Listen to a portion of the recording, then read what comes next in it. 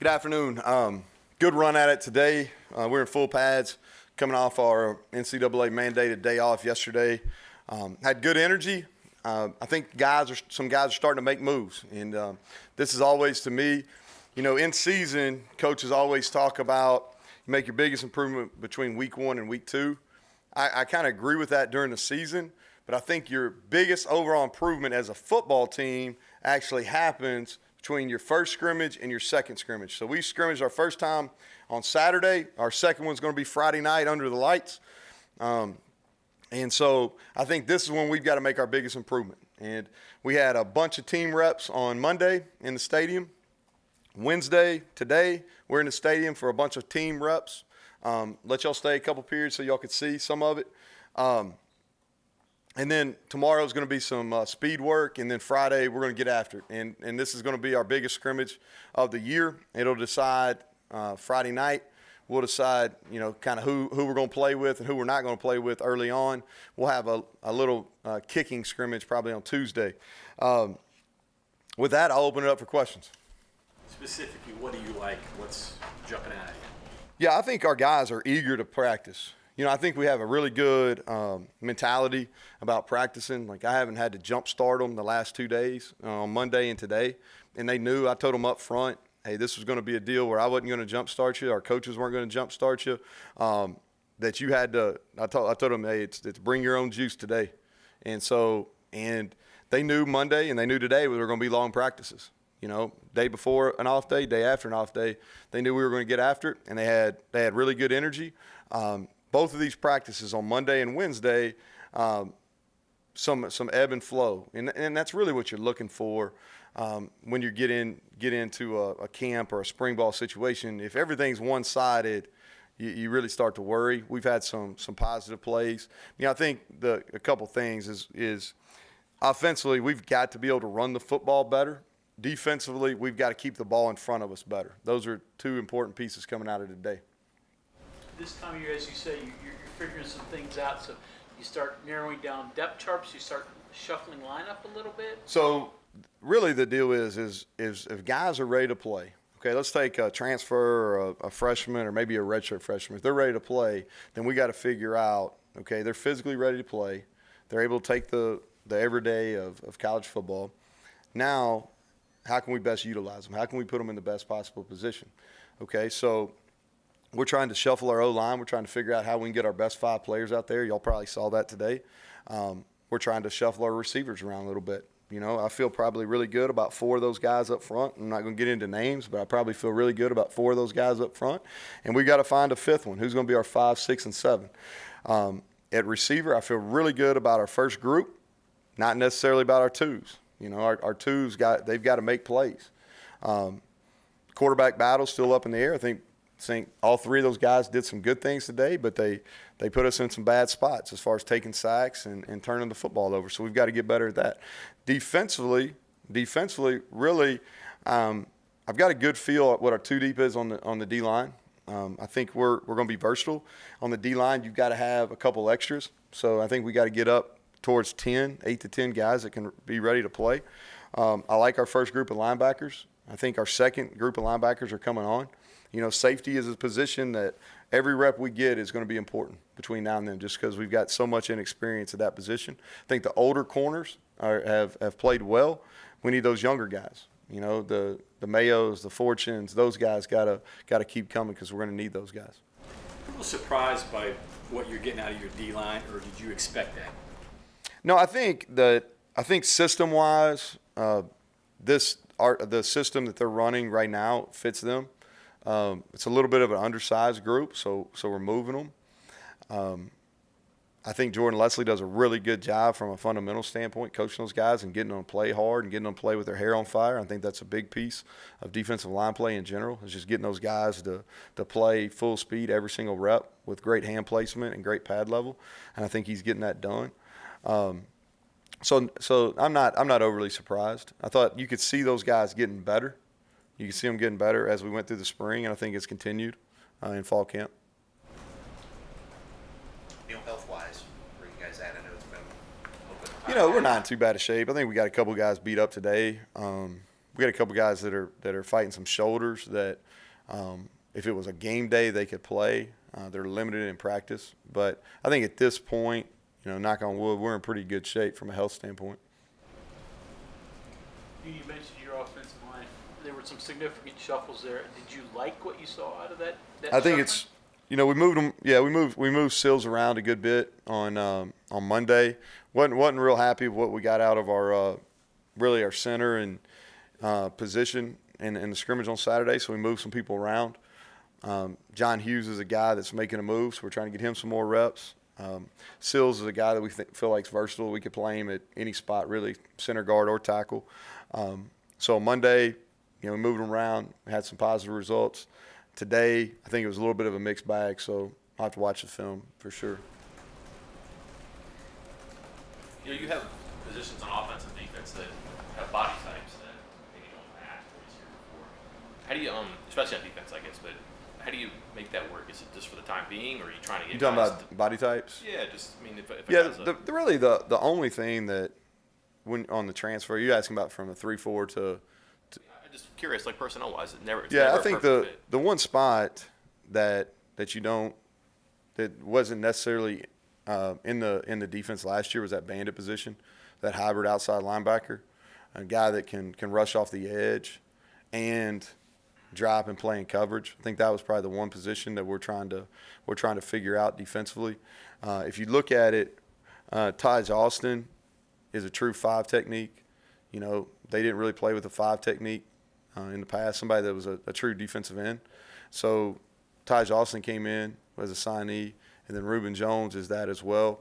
And we slimmed down Pooler to get him to be a 5 technique as well. So really, from a fit standpoint, as far as defensively, the only one that we're trying to create is probably a bandit that wasn't on the roster before. Would we maybe the only one on offense being that S-back or that how you use the tight end or whatever? Yeah, well, if we had everybody healthy right now at the tight end position, we'd be okay. They had good bodies here. I think from Logan Timmons is a guy that's put on weight. We brought in Knipper to play that S-back, but that's probably the only one. We needed some length at receiver, so we were intentional about adding that. With the tight ends, 2 of them being in green for the majority of camp, might we see that S-back employed more early? Yeah, I think that's fair. Yeah, I think it's fair. Those guys got to continue to come on. We've in the scrimmage type situations, even today, I wanted to get those guys as many reps as we could because there's unknowns. Like Logan Timmons has not played a whole lot of football on the offensive side. Been a really good special teams player, but hadn't had to play on offense. Knipper's new into the program, so wanted to see how if they could block in space, can they protect, can they do what we need out of that position. So yes, and Michael Laughlin is making steady improvements as well. Have you had the chance to see much from the new punter yet? Yeah, so he's hit some balls. Y'all saw him in warm-ups. He's the real deal. He's got to get accustomed to what our punt looks like and the steps and all that kind of stuff. But he's really talented. He's been really good. He's eager. He's been a fun guy to be around, and he's as good at kicking the ball inside the 10 as anybody I've been around. Does Sills have a proclivity for snapping? I know it's a bigger body size their centers are. And Yeah, do it like he said he played in high school, and played as a sophomore in high school. So we just started doing. He had a couple loose snaps today. He probably played about half the time at center on Monday, and I usually remember the bad plays, and I don't remember having a bad snap on Monday. So we're just moving around. We're not sure exactly like I said, we know who our top 4 guys are. All right, we're going to move those around, and then we got to figure out who our 5th guy is going to be. And who the 5th guy is going to be will determine where those other 4 guys play. And Hughes coming over, I mean, he showed up ready to play, right? I mean, Hughes? Yeah. He had a really good summer. He's put on about 15 pounds over the summer. Strength was really good. He was well coached at junior college too. I think that's a big benefit. He was well coached at Navarro Junior College. Where do you stand on the myth of or the benefit of left-footed punters? They're hard. Well, I'll say this, Mike. It is difficult to catch a left-footed punter unless you have one on your team. Okay, so because the trajectory of the ball and how the ball comes away from you is different. So that's the first thing, and it's a positive to have both the ability to have a right-footed and a left-footer. That adds some things to when you're preparing from a punt return standpoint. It creates some issues because your blocks could come from either side, all those type of things. Neal, what do you think of your punt kick returners? So, kick return, I think we got some guys that are really natural. I like our ability at punt returner after the catch. We've got to do a better job giving them some space. I know you said it's still ongoing, but the quarterback battle's still up and down pretty much. Yeah, there were some really hit a bunch of deep balls today, but we're inaccurate with some underneath stuff. And so, and we've thrown the ball well on downfield shots. We've had some success in camp, and all three of those guys throw the deep ball pretty well, and we've got some length on the outside. But we've got to get more accurate underneath. Josh, can you tell, I guess, the differences in being 26 and Australian, I guess? I haven't been around him enough to know. He is a little older, but I haven't been around him enough. I can't talk about his maturity level or, give me a month or so, figure him out. The fifth offensive lineman besides Hughes, I guess, who you're really looking at is. Yeah, so Hughes, Barrett, Stilley's a guy that y'all haven't heard me say his name much, but every time we put him in a situation, he performs well. Really does. He's not overly tall, but he's got really long arms. His arms are really long for a guy that's 6'1", 6'2" at most. He knows the offense up there probably as well as anybody. Those would be the two main guys right now, probably. How do you feel about the camp that Evan Staley's had? Yeah, my expectations are really high for Evan. So my expectation, he makes every kick. So he hadn't made every kick. So, but I think he's been solid. He's been really good at kickoffs, field goals. We've worked him with a couple different holders. That's the other thing with Josh. Nobody really talks about, but he's a 3-year starting holder at LSU. So he's really kind of solidified that spot as well. And that was something that went into our decision making, because as an experienced holder, we didn't have anybody on our roster that ever held in a game. And so he's kicked better since he's got with a consistent holder. So I'm pleased with him. Can he be better? Yes.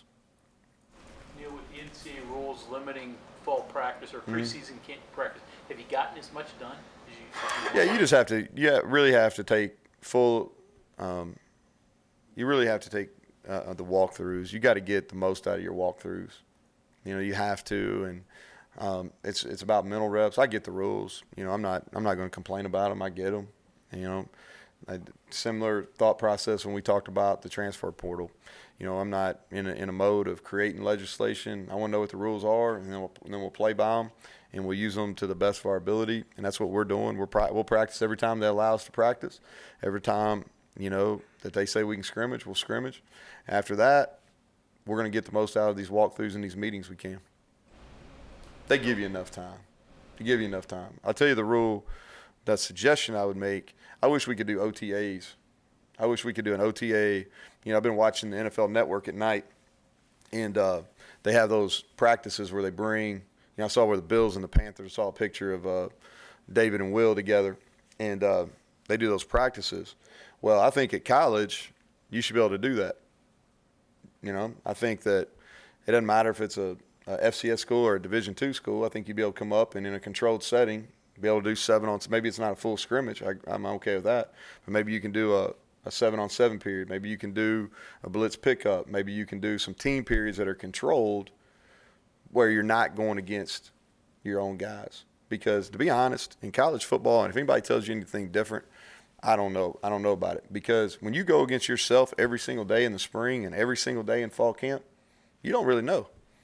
Like, if you don't score on offense, is that because you're really good on defense or because you're really bad on offense? I don't know. You know what I mean? Like, if you score every time, does that mean you're really good on offense or not very good on defense? I don't know. You know what I mean? So, and I don't know how I got on that, but anyway. Next. Anybody else? Hey, Neal, so if this week is the best bounce, most improvement from scrimmage 1 to scrimmage 2. It needs to be. Yeah. Next week, obviously, no game. It's not game week, but its classes are underway. So, what is your normal process as to what has to happen next week? Fall camp cutoff is on Wednesday. First day of school, we'll give them off. That'll be our off day next week. So fall camp is cut off on Wednesday. Monday, we'll have a really good practice, very similar to what you saw or what we had today. Y'all saw the beginning of it, but it continued at that same pace. And then on Tuesday, we're going to get a bunch of special teams, a bunch of live special teams work. And then we'll get some young guys, some tackle reps, some guys that maybe hadn't got as many reps. That'll happen on Tuesday, off day on Wednesday. Then JMU prep will start on Thursday, and then we'll do a mock game on Saturday. Take the guys. We got so many guys that played, so I think it's important we do that. Do you have a number you need for a game? As far as what players? 70 people. Can you play with 50? No, I don't. You mentioned Friday, the scrimmage being where you might start sorting some things out. Do you anticipate the quarterbacks are at a spot where you I can hope do so. it? Yeah, I do. I hope so. Yeah, we're going to do a bunch of live work. I think this week is going to be a good indicator. Kind of how I do it is it's broken down to segments. So like you get through a segment, you usually scrimmage at the end of that segment, kind of assess where we're at. So we'll have the weekend to assess where we're at. So hopefully coming out of that, we'll have a good idea. What's your process like in doing that? Figuring out those guys, the meetings with the coaches, and do you ever have disagreements? You don't about picking the quarterback? Is that what you're asking? No, just in general, picking the guys that can play, the guys that Yeah, can't. so you start, go through, and I go around the room and I'll say, hey, play tomorrow. Give me your rotation. How you gonna play it? All right, and I'll have my thoughts. We do a production grade every day. We do a plus-minus effort grade every day. We do a production grade every day. So those are cumulative. We keep a running chart of them, and then you go by feel. As a coach, you're supposed to be a professional, so you should be a professional evaluator. Doesn't mean you get it right every time, but you should be pretty good at it. And so we go around, figure that out. From there, we go to, okay, we get 70 on our travel roster. What's that look like?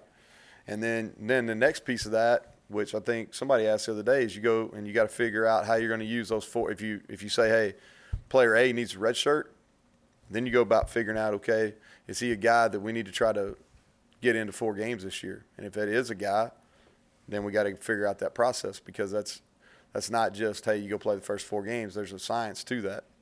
So anyway, thank y'all. Appreciate it.